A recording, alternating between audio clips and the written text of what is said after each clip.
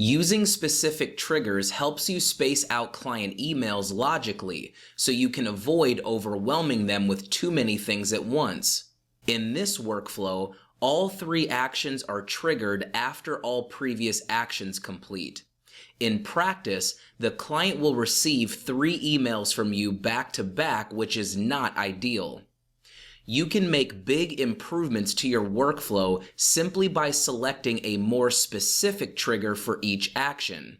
For example, instead of sending a scheduler invite immediately after sending the questionnaire, you can tell the workflow to wait for the client to complete that questionnaire before inviting them to book an appointment.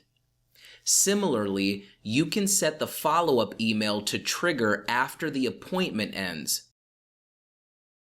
You could even add some buffer time to make the email feel less automated.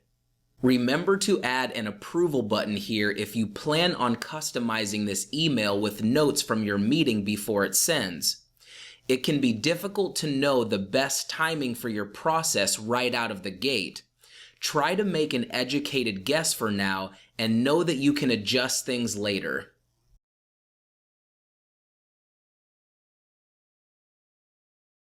Another opportunity to look out for is areas where you can reduce the number of actions in your workflow. For example, if your onboarding sequence will introduce a new client to their client portal and have them fill out an intake questionnaire, you can accomplish this in 2 workflow actions instead of 3. First, have the workflow activate the portal. Then, combine actions 2 and 3 by using a send form action to email the questionnaire and provide instructions on how to access their portal. Your canned email should include both the form link smart field and the portal link and portal password smart fields. Now, you can delete the 3rd action.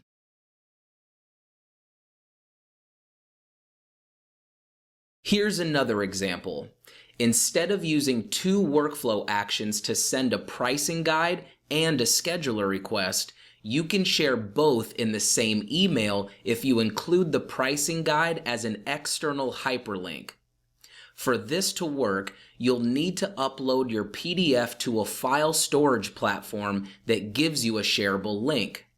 This is the only way to send both a form and a scheduler in the same email through a workflow. Take another look through your workflow to identify redundant actions.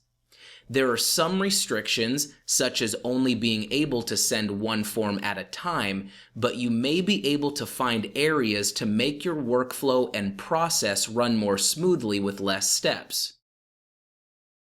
Here's a tip.